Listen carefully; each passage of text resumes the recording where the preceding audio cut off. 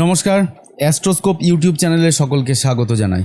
আজকে আমরা আলোচনা করব পঞ্চ মহাপুরুষ যোগের একটি যোগ ভদ্র যোগের ব্যাপারে।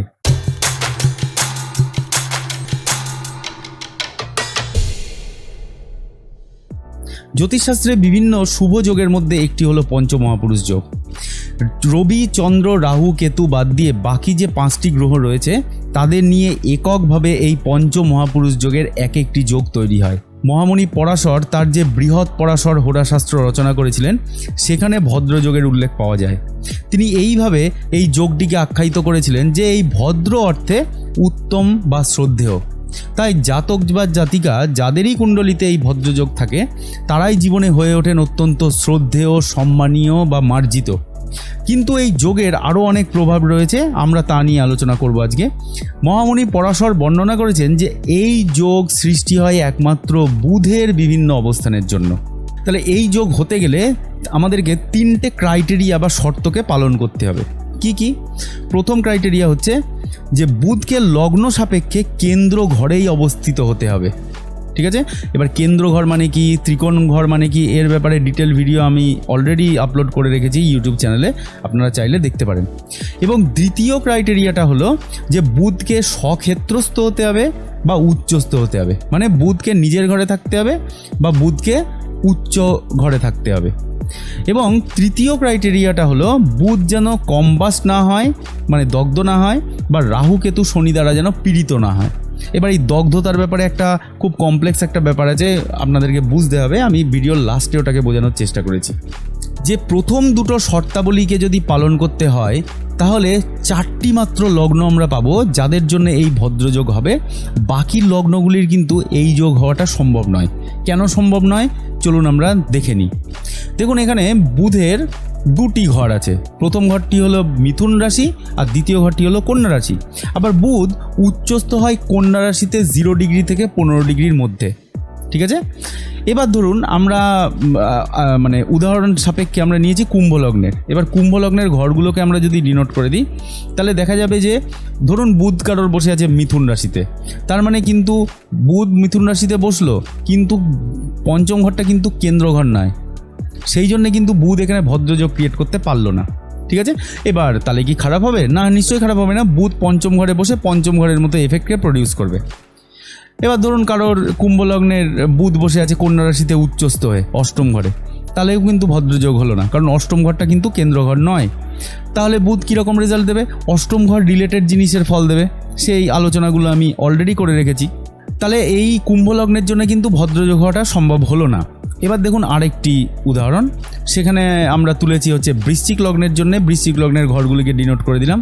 এখানে দেখুন বুধ হচ্ছে অষ্টমপতি এবং একাদশপতি। এই অষ্টম ঘর এবং একাদশ ঘর কোনোটাই কিন্তু কেন্দ্র ঘর নয়, সেই জন্য বুধ যদি এই দুটো ঘরে বসে তাহলে বুধ বসবে, বুধ নিজের মতো রেজাল্ট শো করবে, কিন্তু এখানে কিন্তু ভদ্রযোগটা হবে না। একটু ভালো করে দেখলে বোঝা যাবে যে বুধ আমাদের মিথুন রাশি এবং কন্যা রাশির অধিপতি। মিথুনও একটা দ্বৈত রাশি এবং কন্যাও একটা দ্বৈত রাশি। তার মানে মিথুন এবং কন্যা কেন্দ্র ঘর শুধুমাত্র তাদেরই হবে যাদের দ্বৈত রাশি। দ্বৈত রাশি ছাড়া অন্য কোনো রাশির কেসে এই 2টি ঘর কিন্তু কেন্দ্র ঘর হবে না। কোনো যেমন ধরুন স্থির রাশি, স্থির রাশির কেসে স্থির রাশিগুলোই কেন্দ্র ঘর হয়, আবার দ্বৈত রাশির কেসে দ্বৈত রাশিগুলোই কিন্তু কেন্দ্র ঘর হবে। তার মানে আমাদের দ্বৈত রাশি কটা? 4টে, মিথুন, কন্যা, ধনু এবং মীন। এই 4টে রাশি বা লগ্ন বাদ দিয়ে বাকি কোনো লগ্নের জাতক জাতিকাদের কিন্তু ভদ্রযোগের শুভত্ব অনুভব করতে তারা পারবে না। তাহলে এখন যারা পারবে তাদের কীরকম ধরনের রেজাল্ট হবে? প্রথমে দেখুন, আমরা এখানে এক্সাম্পল দিয়েছি যে কন্যা লগ্ন, তার ঘরগুলোকে ডিনোট করেছি এবং বুধকে বসিয়ে রেখেছি দশম ঘরে। এবার দশম ঘরে বুধ বসে থাকা মানে ভদ্রযোগ ক্রিয়েট করা। নিজের ঘরে বসে রয়েছে বুধ মিথুন রাশিতে। আর দেখুন দ্বিতীয় মানে ডান দিকের চারটা, তাতে দেখুন মীন লগ্ন নেওয়া হয়েছে, যেখানে কন্যা রাশিতে বসে রয়েছে বুধ উচ্চস্থ হয়ে। ধরে নিন এটা উচ্চস্থ হয়ে বসে আছে। বা দুজনের কীরকম রেজাল্টের ডিফারেন্স হবে দেখুন। প্রথম লগ্নটি হলো কন্যা, মানে এদিকে দেখছি দশম ঘরে বসে আছে বুধ, ভদ্রযোগ তৈরি করেছে। এনারা কিন্তু হবেন অত্যন্ত পটু, অঙ্কে হবেন অত্যন্ত ক্যালকুলেটিভ, এদের ক্যালকুলেশন প্রচণ্ড ভালো লাগে। এনারা হবেন ব্যাংকিং বা বিভিন্ন ফাইন্যান্সিয়াল সেক্টরের জন্য খুব উপযুক্ত, এরা খুব ভালো ক্যালকুলেশন করতে পারে। এনারা হবেন দারুণ বিজনেসম্যান, কিভাবে কোনো প্রোডাক্ট কাউকে দিয়ে চালাতে হবে, কে কি বললে সেই প্রোডাক্টটা নেবে, তার থেকেও বড় কথা হচ্ছে কোন মার্কেটে কোন প্রোডাক্টটা চলবে এদের মতো কেউ ভালো বুঝতে পারবে না। এরা অত্যন্ত ক্যালকুলেটিভ হয়। ঠিক আছে, এইবার দেখুন মীন লগ্নের চারটি, অর্থাৎ ডান দিকের চারটি। ঠিক আছে, দেখুন বুধ কিন্তু নিজের রাশিতে উচ্চস্থ অবস্থায় রয়েছে, সপ্তম ঘরে বসে আছে। দেখুন আমরা জানি যে দত্তক রাশির কেসে সপ্তমপতি হয় মারক এবং বাধক।